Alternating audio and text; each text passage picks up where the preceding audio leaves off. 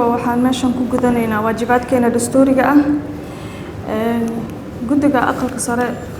ee arrimaha dibadda markasta uu kamerada iyo waxa ka cabsanayna markasta oo anaga isla xisaabtan sameynayna sida ku xusan maxaa la dhihi jiray sida core value-giina ay tahay dan qaran waa accountability iyo transparency inta un baan sameynaynaa su'aal kastoon idin warsanana sida saxda nooga jawaabaysiin kameradaas iyo baa record garayni kadibna waxaan la wadaagnaa shacabka aan dhammaanteen wada matalno si loo arko in dowladda dan qaran iyo baarlamaanka jamhuuriyadda federaalka Soomaaliya inay gudanayaan waajibaadkooda dastuuriga ah mudane wasiir intaas markii laga baxo waxaan ku warsan doonaa su'aaladaasna aan rabno oo kaliya ah intii la warsado baa nooga jawaabaysan off the topic ma aadaysin wax kale oo dheeraadna ha nooga jawaabina waayo waxa laga yaabaa su'aalaha horaan noo qornaayeen inaan nooga jawaabtiin annagana dhow aan wayna waxaan idin warsano sina ay u noqoto si qurux badan loogu soo baxdo videoga mudane wasiir su'aaladan oo gudagalayna aniga furi doona kadibna waxaan ku wareejin doonaa guddiga qaybihiisa kale su'aasha ugu horeytan ku warsanaay mudane wasiir waxay tahay Itoobiya iyo Soomaaliya waxa dhaxyaala muran badeed oo hadda muddo laga joogo 10 bilood sanadkii ayaa wax yar inooga dhiman xagee arrintaas ku dambeysay inagoo og golaha wasiirada inuu go'aan ka soo baxay inagoo og baarlamaanka labadiisa gole in aan ku soo saarnay maxaa la dhihi jiray sharci anagoo og in shacabka dhammaan shacabweynaha Soomaaliyeed dhammaantood inaan banaanbax sameeyno anagoo dhahayno badeena iib ma aha intaas oo jirto Soomaaliya maxaa la gudboon marka laga reebo maxaa la dhihi jiray diblomaasiyadeed intuu hadda wax noo marayo inaad faahfaahin marka hore guud naga siiso 10 bilood ilaa haddartan maxaa qabsoomay ilaan MOU-gaas waxaa la saxiixay sanadka bishiisa koowaad haddana waxaan sii maraynaa bishii 10aad haddaan qaldaneen intaas dhan maxaa qabsamay maxay u noqotay runtii wax yar oo fudud maxay noogu qaadatay oo neeg fudud markaan ku dhahay waxaan ka wadaa tan mid la mid ah waxaa naga soo martay Kenya si fudud baanan u xalinay anigoo de markaan ku dhahay Kenya iskuma barbar dhigayo administrationki markaa jiray iyo kan isma barbar dhigay laakiin general good baan ka hadlayaa as in nugula soo xadgudbay our sovereignty marka maxay u qaadatay 10 bilood wax aan u arki karnay in lagu soo gabagabeyn karo muddo runtii intaas ka yar sida ugu fududna iyadoo ahayd in dalka Itoobiya maanta ganacsigeeda ugu badan lacagaha ay ka hesho dalkeena Soomaaliya ka imaada diyaaradoodii baa shaqaysaa ganacsigooda qaadkii baa wili socda annagoo intaas dhan ka jari karno safaaradoodii ayaa runtii waxay ka dhex shaqaysaa ilaa haddartan shaqaysa oo haddana kaaga si daran ku dhex taala madaxtooyada dhexdeeda ku dhex taala anagoo og inay Itoobiya cadawgeena number 1 tahay haddana xeendaalkeena ku dhex jirto oo laga yaabo xitaa inay dhageysato sheekada maxaa la jira ama madaxdana soo boqoto ama madaxdeena dhexdeeda warkooda in laga dhex dhageysto maanta laga dhex dhageysto madaxtooyada dhexdeeda mudane wasiir waxay ku dhacday iyo sababtii aan inta ugu qaadanay adigoo noo faahfaahinayso nooga jawaab soo dhawaad waxyaalaha dalka maslaxadiisa iyo dantiisu ay ku jirto baarlamaankuna u samaysan yahay golaha executive-ka ama fulintuna oo asaguna u samaysan yahay si daahfuran ayaan kula macaamilaynaa guddiga wixii aan ognahay waa sheegaynaa wixii dalkeena ka dhimanna annaguna duruufihiisana waan ognahay wax noo wada yaallana way yihiin oo qaranka marka lagu soo duulo dowladda markaas maaragtay dowladda waa ka wada tirsannahay executive-ka kaliya ama hay'adda fulinta uma taalle shacabka Soomaaliyeed oo dhan ayaa waajib ka saaran yahay marka haddii aan u gudagalo su'aashan waxay ku saabsan tahay dhinacyo badan bay taabanaysaa sidaan u fahmay MOU-gii sharci darrada ahaa maamulka waqooyiga Soomaaliya ka taliya iyo dowladda Itoobiya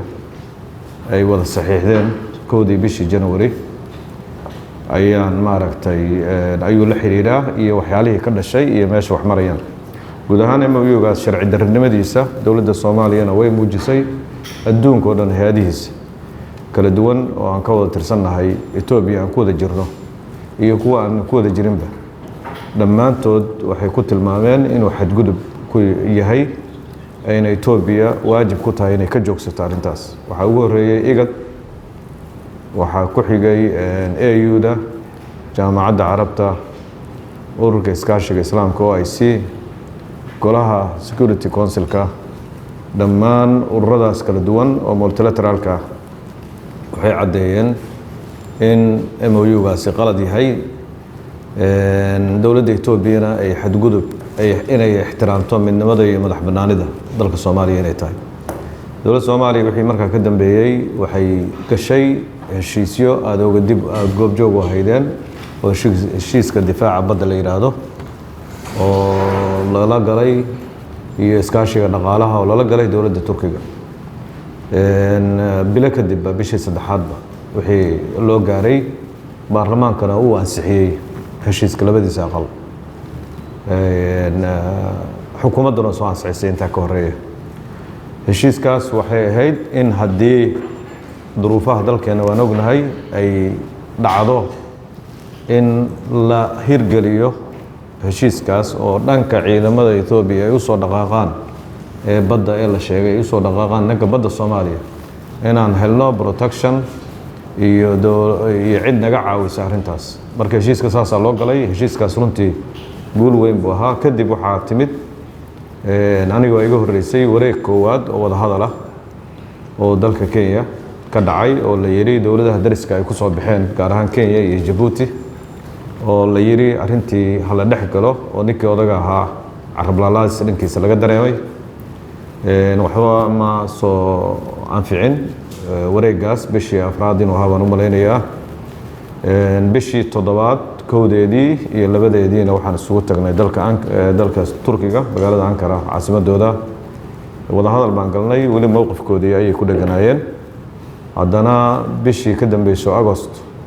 12keedii wareegga saddexaad baa la tagay isagana runtii meelo waa la isaga soo dhawaaday laakiin weli mowqifkoodii meelo ka mid ah uu ku adkaa wixii intaa ka dambeeyay wareegga afraad oo loo ballamay dib uu dhacay oo arrintii shirki qaramada midoobay hadda aan aadnay marka xagga wada hadalka meelahaas ayuu marayaa xagga kale oo diyaar garowgana heshiiskii implementationkiisii iyo fulintiisii hadda way dadka Soomaaliyeedna dawladdu way abaabushay ilaa xad isbahaysiyo dhowr ah oo la sameeyay oo regionka ka dhacay oo kii u dambeeyay hadda maalmo ka hor uu ahaa ayaad ka warqabtiin oo magaalada Asmara dowladda Masar iyo Soomaaliya iyo Eritrea ay ku galeen dhammaantood waxa loo goleeyahay oo ujeedkoodu yahay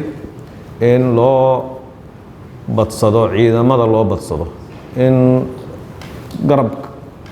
laga raadiyo in garab laga helo dowladaha regionka ku yaala iyo kuwa kale oo caalamka aan saaxiibada nahay looguna diyaar garoobayo haddii ay isku daydo dowladda Ethiopia ilaa hadda wax tallaabo ah oo horey loo qaaday gudoomiye ma jirto oo arrintaas ku saabsan oo cad oo waadix ah oo ah inay bayskii lagu heshiiyay waad ogeedeen 3 bilood gudahood ayaa heshiiskii ku qornaa heshiiskoodii 3 bilood gudahood waxaan oo dhan lagu soo afjaro oo ciidamadu meesha tagaan oo badii oo dekadii ay bilaabaan oo xagga bilaabnaa wixiina ilaa hadda 10 bilood baa la joogaa qiyaastii wax ka hirgalay oo hadda lagu dhaqaaqay ma jirto dowladda Soomaaliya garabka adduunka ay ka heshay qayb ka mid ah iyo dowladaha caalamiga ah oo badan oo pressure badan saaray oo tagay oo yiri horay looma dhaqaaqi kartaan arrintaas iyo duruufta Ethiopia gudaheeda ka dhex jirta oo aad maaragtay fragile ah oo aad dagaalo sokeeyay ay ka socdaan ma aysan suurtagelin hore lagu dhaqaaqo laakiin dadaalka dowladda Soomaaliya ay sameysay waxay ahayd gudaheeda abaabulkii ahaa wixii sharci ahaa iyo abaabulka shacabka Soomaaliyeed abaabulkii regionka iyo in garab saaxiibada dowladda Soomaaliya ay la leedahay ay halkaas arrinta ku saabsan safaaradda iyo diyaaradda iyo ganacsiga iyo mar haddii horey aan wax lagu dhaqaaqin diblomaasiyadda lama jiro xiriirka dhammaantiis in xargaha loo jaro ma aha mar haddii wax hadda horay implementation wixii warqadda ay joogaan oo ayba iska tabar yar yihiin oo wax hadda la implement gareeyay wixii lagu heshiiyey aysan jirin dhammaan dowladda Soomaaliya waraqo dhowr ah ayay dib u dhigatay warqadaha koowaad oo isticmaashay waxay ahayd in qunsuliyadii ka furnaa Hargeysa iyo Garowe dowladda Soomaaliya iyadoo maaragtay Vienna Convention sharciga caalamiga ah ee diblomaasiyiinta lagu dhaqmaayo saldhig ka dhiganaysa inay amartay dowladda Soomaaliya qaraarna golaha wasiiradu ay soo saareen in la xiro labadaas qunsuliyadood kadib ciidankooda ayaa hadda ku xiga oo maaragtay waqtigii atmiska ay ka mid ahaayeen waqti loo qabtay oo 31 bisha December haddii aan ka noqon MOU-gii sharci darrada ahaa in loo qabtay in ciidamadooda oo dhan ay 1 January dowladda Soomaaliya go'aamo ay qaadanayso aysan kaga mid noqon doonin ciidanka nabad ilaalinta ama joogitaankooda dalka Soomaaliya soo gabagabeynayso markaas waxaa laga yaabaa go'aamo kale inay daba socdaan oo arrimihii hadda gudoomiyuhu ay sheegaysay marka dhammaan arrimahaas oo dhan waa nuclear options midba marka ku habboon la adeegsanayo oo hal mar xabadaha markii dagaal oo kale weeye diblomaasiyaddu rasaastaada hal mar goob dagaal markaad joogtid haddaa iska rid cadowgeesu kaa soo maraya marka midba markuu ku habboon yahay in maaragtay ay noqoto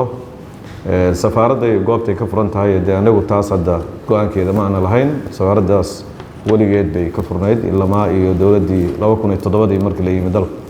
oo ciidamadoodu ay qabsadeen magaaladan bay gurigaasna degeen marka dee waxay ku xiran tahay iyadoo xaaladdu sidaan ka roon tahay in safaaradii anagu safaarad baan meel istiraatiijiga ku leenahay safaaraddeena Addis Ababa nagu taalla safaarad haddii la taabto safaaradda kale waa iyadana way saameynaysaa marka taasna dee waa strategically in dowladda Soomaaliya goobo inta la calaameeyo safaaradii la yiraahdo halkaas ay u guuraan markii xaaladda dalku ay maaragtay meesha ugu fiican ay tagto laakiin hadda safaaraddaas meesha aan ugu nimid bay weli ka furan tahay weligeedna meeshaas iskama bedelin waa mahadsantiin 2007 hadday soo degaan anaga ilaa dagaalkii 77 iyo ka horataba Ethiopia cadowgeena ahayd madaxweynaha jamhuuriyadda na waa igu raacsan yahay waa dhahay Ethiopia waxa waaye cadowgeena koowaad sidaa darteed waxa haddii cadow mar loo arko hadduu yar iyo hadduu weyn yahay maska dhakada laga dilaa marka Ethiopia rasaasta xabad adiga u isticmaalayso hal xabad kuugu harta ay xabad kuma reebanin wala abi ba ku reebanin wala xubnahooda ninka adiga kula dhigaaga ah ku reebanin maalin walba waxa ku hadla ciidamadooda kan ugu sareeya mar walba sida aragto u hadla waxba nooma reebanin ayaga runtii waxa u qorshaysan waxa way Soomaali in la baabiyo xitaa professorkooda waxaan dhageystay wuxuu ku hadlay la dhageysan karin oo runtiina ay ka go'an tahay inay Soomaali baabiyaan marka mudane wasiir ina u qaadatid waxaan very slight ina u qaadatid ma fiicno adiga intii aad lagu soo wareejin wasaaradda arrimaha dibadda wasiir dawlaha Ali Balcad wuxuu hadda ka hor ayriyo safiirkan hadda joogo safiirkan hadda Ethiopia u joogo marbu Ethiopia aad u laabtay markuu laabtay anagana Kenya soo ceshanay marka sidii loo celiyay inay bahasha u ahaatay ahayd ilaan safaaradaha kala qadan anagoo Kenya wala soo celiyay oo hadda markaa warsatid xitaa maxaa xag u joogtaa wuxuu ku leeyahay African Union African Mission African Union baan u joogaa marka mudane wasiir waxaan aadi u aragtid very simple diplomaasiyadda waa meesha ugu sareyso maxaa la dhihi jiray wadan kala day istigaalayaan waa mahma hataa Soomaaliya safaaradda qofkan loo kala goostay Allah samaaha Soomaaliyeed marka waxaan very slight wax easy ma ahan su'aasha kale oo ah ganacsigooda ilaa iyo hadeertan u socdaana igama jawaabin diyaaradooda ilaa hadeertan maxaa la dhihi jiray maalinkii laga yaabaa inay 7 trip amal ka badan ba inay qaadato qaadkooda waa runtii taagan oo mandawriye ahood ogtahay askarteena siday u gasho marka mudane wasiir haddii aad hadda kulli camera erayadaas ka dhehaynin Ethiopia waxaan ka codsanayaa si off camera ah in arrintan uu shaqeysado Ethiopia aad u aragtid sida ayaga cadowga ugu arkaan ay dalkeena rabaan inay u baabi'iyaan in anagana aan u aragno madaxtooyadeena ay ku dhex taalana mudane wasiir easy ma aha dadkan waa dal naga horumarsan oo agabyo waxay haystaan dhulka hoostiisa la geliyo la dhageysto communicationka ka dhex socdo madaxtooyada adduunka meel kasta hataa kuwa anaga naga sii liitaan ma jirto cid safaarad ugu dhex taalla madaxtooyadooda ma jirto waa la kala fogeeyaa hadday rabaan ayaga xalana dhul ha ka gataan hadday rabaan dhulkoodii horeeta ha ku noqdaan ayaga u taala anaga nooma taalo laakiin muhiimadda waxaa waye inay madaxtooyadeena nooga baxaan banaanahooda kala tagaan taasna waxaan kaa codsanayaa in aad ka shaqaysid adiga iyo madaxweyne xasan sheekh hadduu ilaah yiraahdo intaas kadib waxaan u wareejin doonaa guddiga qaybihiisa kale si ay ayagana idiin warsadaan su'aalo mudane wasiir waxaan ognahay wasaaradda arrimaha dibadda in magaceedu yahay wasaaradda arrimaha dibadda iyo iskaashiga caalamiga waxaana jiro mashaariicda dhaqaale ee lagu hormariyo dalka ee ka timaada hay-adaha caalamiga ah iyo kuwa dawliga ahba sida Turkey Nice oo Norway matasha sida Sweden iyo wixii lamid aad u fara badan in mashaariic fara badan ay ka timaado dalka lagu hormariyo maxay kala socotaa wasaaradda arrimaha dibadda mashaariicdaas maadaama magaciina ay ku hoos jirto aana ognahay wasaarado kale inay kala macaamilaan dawladda waa su'aasha koowaad oo aan rabo inaan ku weydiiyo su'aasheeda labaad waxay tahay wasaaradda arrimaha dibadda maxay kala socotaa agabka u yimaada ciidamada ADMIS iyo ciidamada xoogga dalka Soomaaliyeed sida ay u gaaraan goobihii loogu talagalay labadaas su'aalood ayaan rabi lahay inaan weydiiyo wasiirka iyo wasaaradda aad iyo aad u mahadsantiin arrinta international cooperation ama xiriirka caalamiga iskaashiga caalamiga wax yar oo confusion ah ka jira iyadoon ahayn wasaaradda inaan maaragtay wada shaqayn fiican leenahay isku building isku meel baan deganahay wasaaradda qorsheynta wixii ka horreeyay 2017kii iskaashiga caalamiga wuxuu ag yaalay wasaaradda qorsheynta dowladihii ka horreeyay 2017kii taasi waxay keentay dhammaan heshiisyada hadda yaallo dhan qaar ka mid ah waa haynaa oo wasiirada qorsheyntu ay saxiixeen ayagaa saxiixay maadaama dee portfolio ahaan ay u agtaalay markii la yidhi wasaaradda ha la soo wareejiyo iskaashiga caalamiga ha lagu wareejiyo arrimaha dibadda oo 2017kii ah shaqadii lama wareejin magacii baa la wareejiyey differencega meesha uu yaal halkaas waay markaan aniga hadda dee 2017 lama joogin laakiin markii akhyaartii joogtay aan dib u sii galnay wasiiradiina waa wacnay labadii wasiir oo xilligaas joogtana saakaan wacnay shaqadii lama soo wareejin magacii baa la soo wareejiyey ila alaana magacii basaa yaalla meeshaan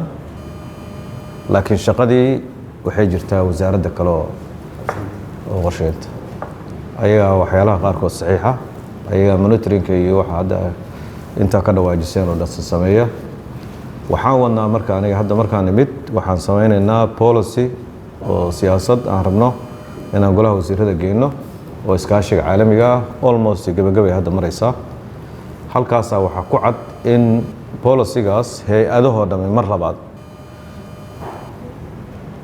inay wasaaradda albaabka laga soo galayo dalka hay-ada caalamiga iskaashigu laba dowladoodna wuu noqon karaa hay-ad weyn iyo dalka soomaaliyana wuu noqon karaa oo hay-addaasi ay ka wakiil tahay dalalkoodii ama tika hadday tahay ama david ha tahay ama USAID hadday tahay dowladdii maraykanka ay wakiil ka tahay mid walbaaba dowladdeeda wakiil ka tahay taas marka haddaan wadnaa bolisigaas waxaan rajaynaynaa in golaha wasiiradana uu maro marka annaga uuna soo gudbo wasaaradda qorsheynta waxay haysaa national development planka iyaga haya waxaa la rabaa projectiga hay-addan ay keento inuu inline ku noqdo hadba meeshii uu ku habboon yahay hadduu caafimaadka uu yahay in wasaaradda caafimaadka la isku xiro oo dalka meeshay ka soo galayaan ayagu halkaas shaqadaas ay leeyihin wixii ka dambeeya annagoo albaabka laga soo galayaana laakiin wixii ka dambeeya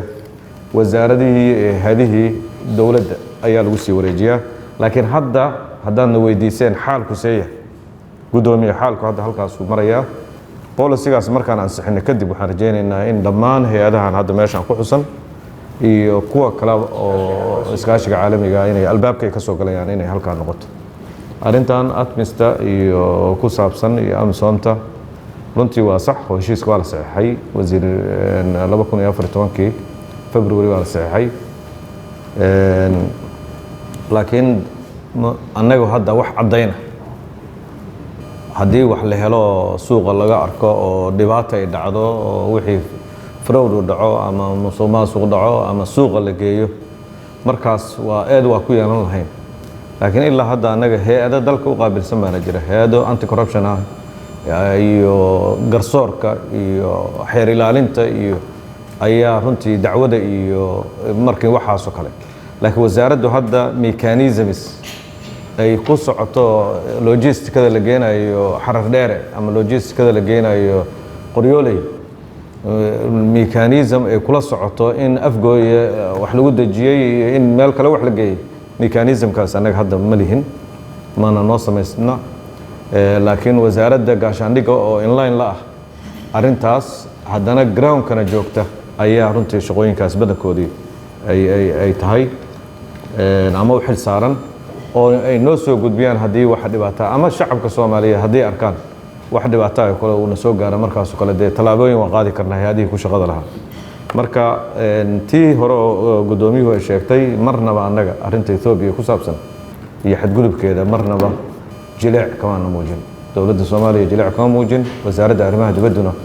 waaqifteeda iyo socodkeeda iyo hawsheeda bannaankaas u taagay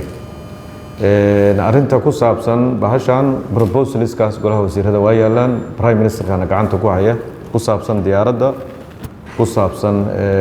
ilaa wasaaraddu go'aanka iyadu ma gaari karto go'aanka si collective ayaa madaxdu u gaartaa ku saabsan muxuu ahaa positionka ay ku taalo safaaradoodu iyo ganacsigooda diyaaradahooda waxooda ciidankooda waxoo dhan hadda waa wax miiska saaran oo dowladda Soomaaliya hadda midkii go'aankii ay tahay laga qaadanayo markuu ku habboon yahayna kaliya prioritieskasi xilliyada ku habboon yahay go'aamada hadda jileec hala daaye iyo waa fiican yihiin hadda dowladda Soomaaliya iyo wasaaradda arrimaha dibadda midnaba ma agyaalo arrintaasna runtii de waxay taabanaysaa qarannimadeena wax taabanaya way wax oo compromise laga geli karo maaha wasiir xilliyada oo danjireyaasha caalamiga ah laga gudoomayo warqadaha aqoonsiga waxaan aragnaa hamaamuuska madaxweynaha oo kaliya aaway doorkii waaxda hamaamuuska ee wasaaraddu u xil saarnayd qabashada arrimahaas wasaaradda arrimaha dibadda balanta qabata safiirada marka warqadaha laga qabanayo waxa ka horeeya warqadahooda koobi bay wasaaradda soo dhigaan safiir aan koobi wasaaradda dhigin ama aan wasaaradda geyn oo koobigii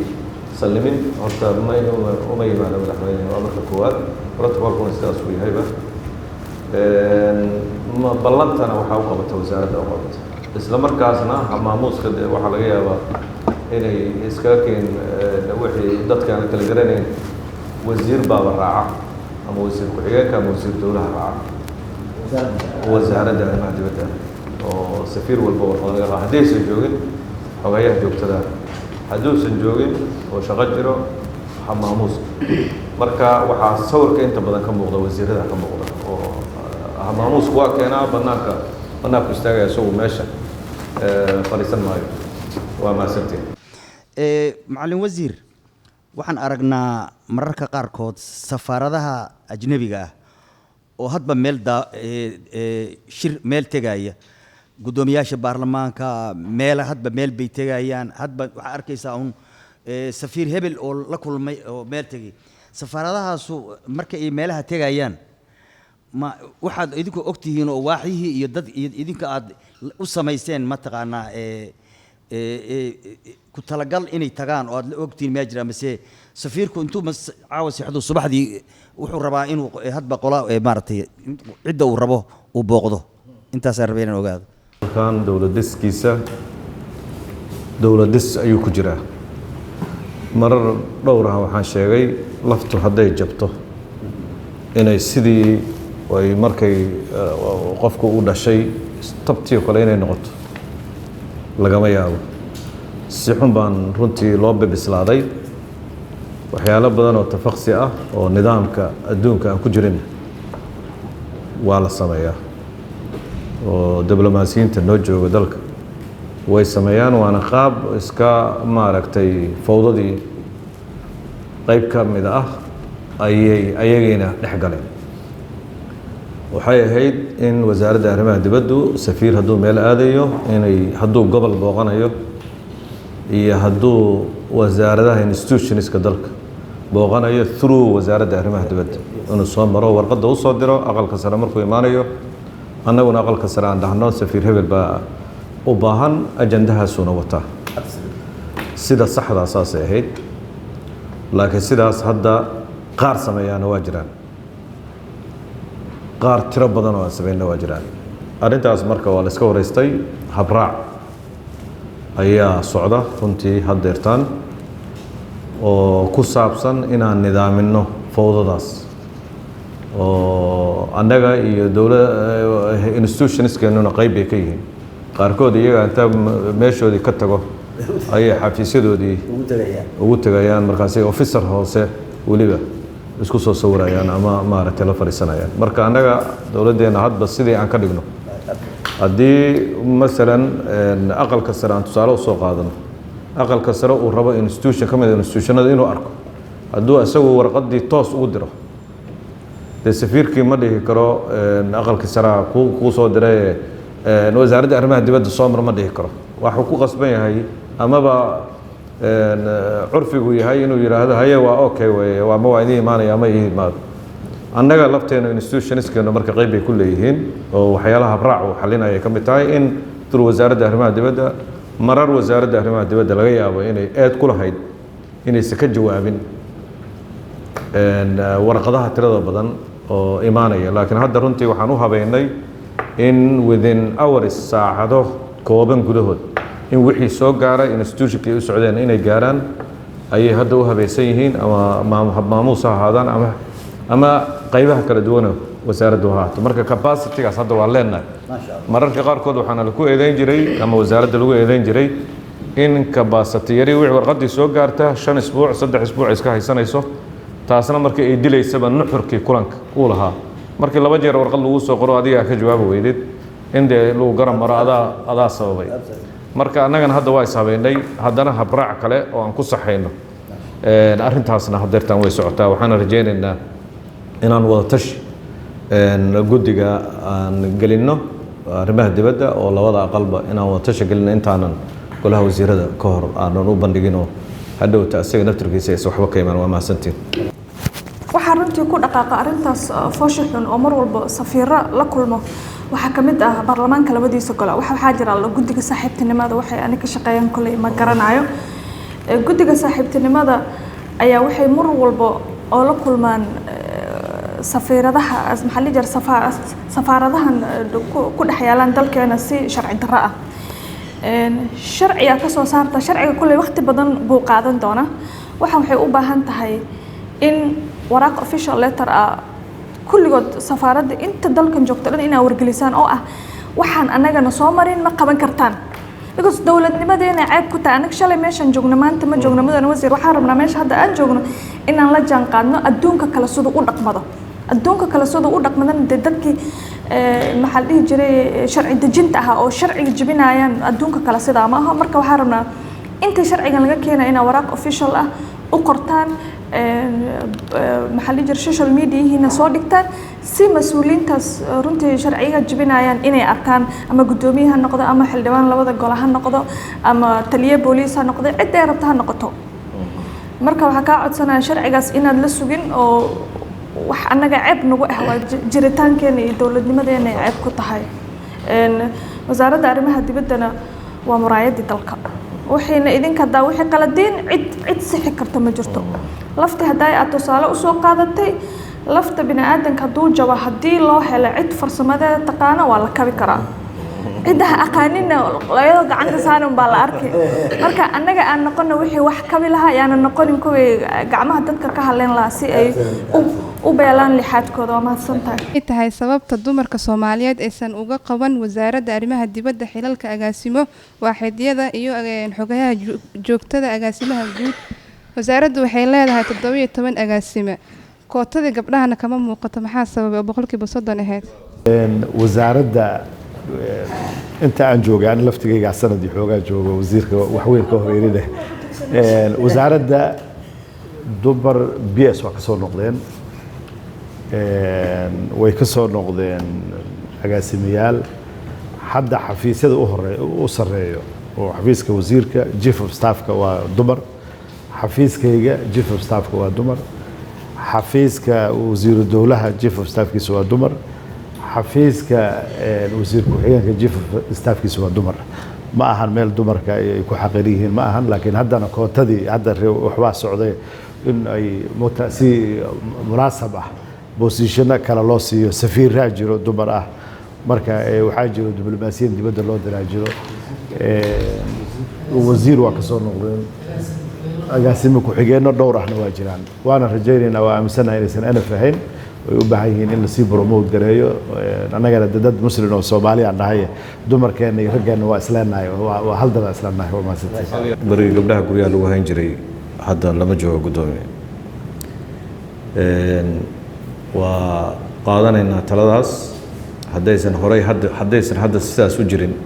ama ayaamihii la soo dhaafay sidaas u jirin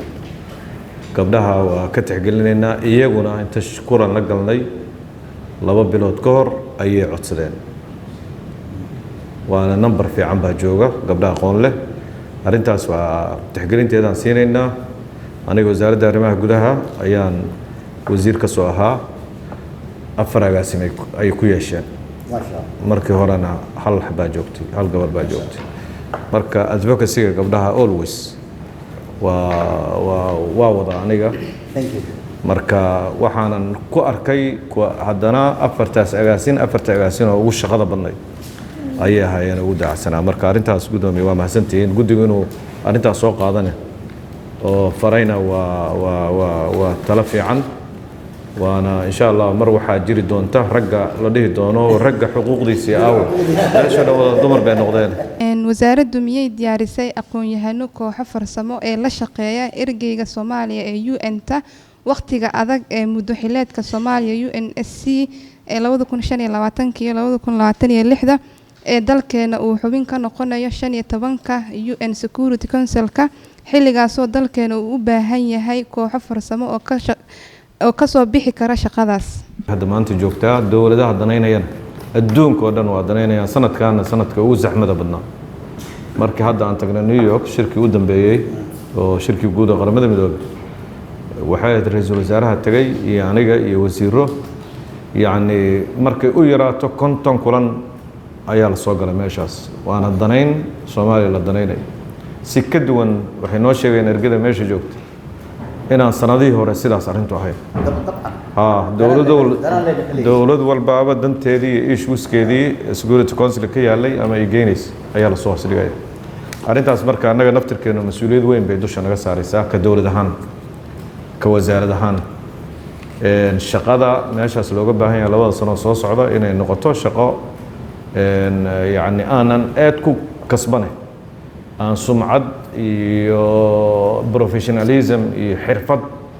inaan halkaas la tagno oo aanan 2 sano kadib meesha ka tagin annagoo eedeysan oo dowlad walba ay leedahay ama wixii aan u geynay si xun bay noogu turjumeen ama nama kaalmeen ama saas nama yeelin taasna waxaa keeni kara in dad professional in meesha la geelo waxaa la go'aansaday oo xukuumaddu ay go'aansatay in ergada meesha joogta nambarkooda la badiyo tirakoon baa joogtay ilaa 5 meelahaas 4 qofood baa joogtay in 10 iyo 12 iyo 5 ugu badnaan xadba dhaqaalaheenu intuu saamaxay meesha lagu noolyahay meel qaaliya waa inkastoo miisaaniyaddii markaan keenay aan nala ka tixgelin in ergadaas lagu daro oo aan maaragtay aad ugu doonnay oo wasaaradda maaliyadda iyo habeenkii u dambeysay golaha wasiiradaba aan ansixinaynay inaan niri war miisaaniyaddaasa meesha looga baahayo waa in lagu daro arrintaas marka dee miisaaniyaddii idinka qayb ka ahee waa inaad arrintaas la tixgeliyaan rajaynaynaa weli miisaaniyaddii hadda baarlamaanka ma marin taas waa qodob oo advocacy-ga aad wadiin inaad qayb ka dhigtiin tan labaad gudaha xafiiskaas xasan ayaa qaabilsan waxaa jiri doona tiim la shaqayn doona ergada New York oo halkaan fadhin doona oo kaysaska qaarkood iyo shaqooyinka qaarkood lagu soo xawili doono oo dhammaan dadka lama wada geyn kara meeshaas ayagu halkaan jooga ay ka shaqayn karaan waxaa jooga tiim kale oo jaamacada carabiya noo jooga oo ayagana issueska qaahira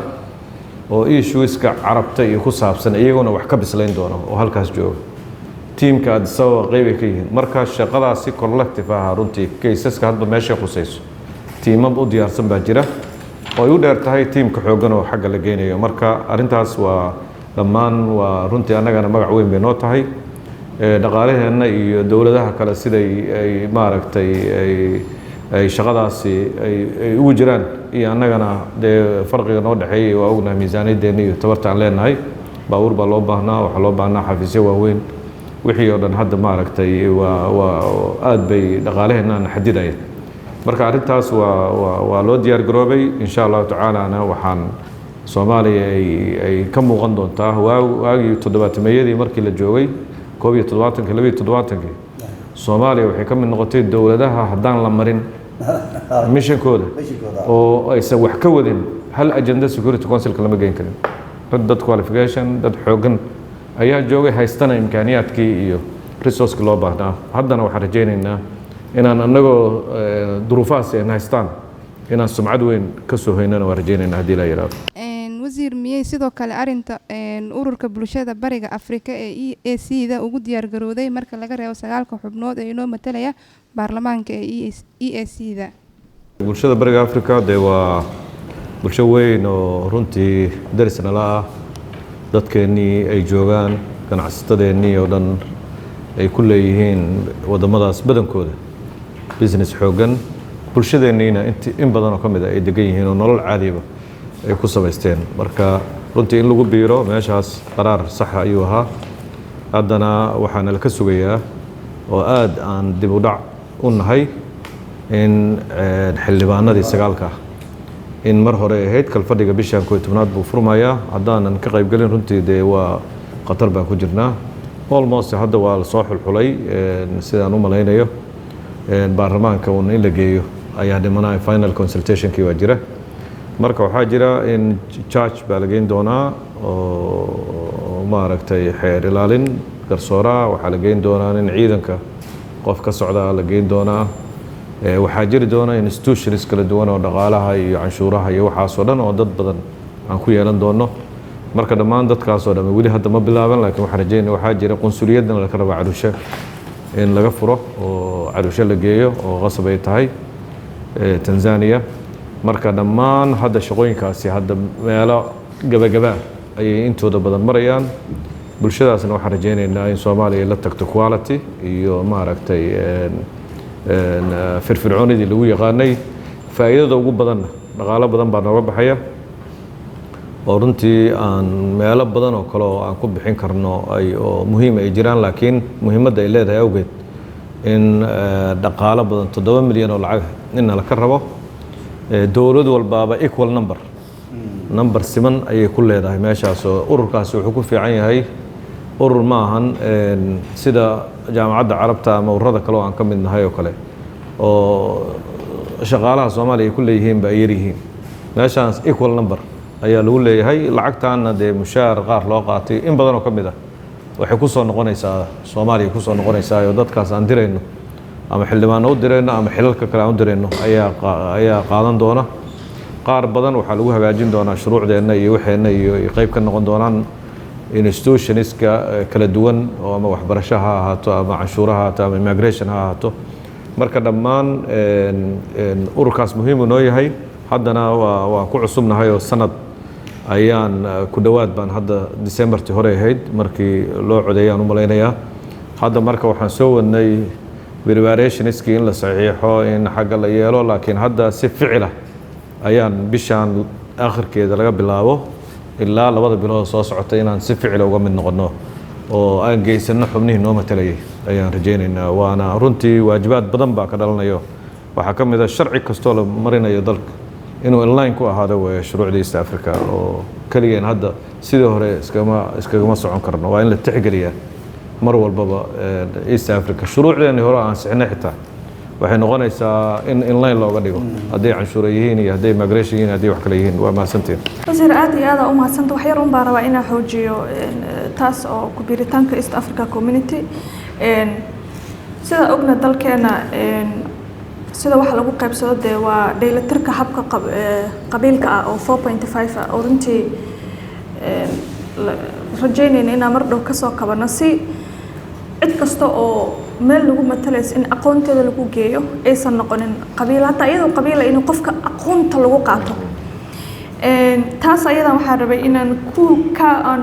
wax yar xoojiyo oon baarlamaanka horta loo soo wado waa kan aragta adigana ka soo tirsanaan jirta annagana hadda ku jirno wadad badankood waxna qorin waxna aqrinin laakiin qabiila meesha loo jooga marka waxaan rabaa 9 qof aan soo xulaysin kulay laba waxay noqon doontaa amlan dad ilaa 30 gaar doon la kala reebi doon marka waxaan ka codsanayaa waxa way maadaama adi meesha afadhin doonto oo taladaada lagu warsan doono dadkii CV-yaashooda laga qaaday inay noqoto dad aqoonta u leh oo dalkaas markuu taga Tanzania runtii advocate noo noqon karo ka hadli karo baahiyaha anaga dalkeena u baahan yahay raada intaysan noqonin qof aan Englishka aqaanin Swahiliga aqaanin Faransiis aqaanin aysan noqonin ha noqoto qof markay ugu yarta masters wato masters kiisana masters ki bakaaraha laga soo qaadanaya ma aha wax masters run oo verification qofka lagu sameyn karo intuu meesha istaagay Englishka ku hadli karo Swahiliga ku hadli karo like maxaa laga yaabaa 10% of population dalka hadda inta ku nool inay 10% kaga hadlaan in ayadana la consider garay luqadana waa wax la baran kara marka waxaan ka codsanayaa maadaama adin meesha aan noo fadhid dadkaas baarlamaanka keeni doontiin inay noqoto dad markii la kala reebayo lagu kala reebo aqoontooda la dhaho kan baa ka sii sareeya anagoo nan dhehaynin qofkan aniga qabiilkeyga waay ma garata anaa meesha u dirsado adi maxaa kaa gala inaysan noqon inaa intaas naga caawisid markii ay gabagabada soo dhamaatan waxaan rabnaa guddiga labada gol ee baarlamaanka oo arrimaha dibadda inaan runtii aan ku lahaano lug waayo dadka la xisaabtami doona anaga waaye waxay dadka xadiija u dhaxeen doona ayaga anaga u dhaxeen doona ayaga iyo shacabka marka runtii waxaan rabnaa anagan inaan lug ku lahaano haday noqoto waraaqa qabashadooda haday noqoto invitingkooda inaan anything aan si aan uga qayb qaadan karno inaan uga qayb qaadan insha Allah waa mahadsantahay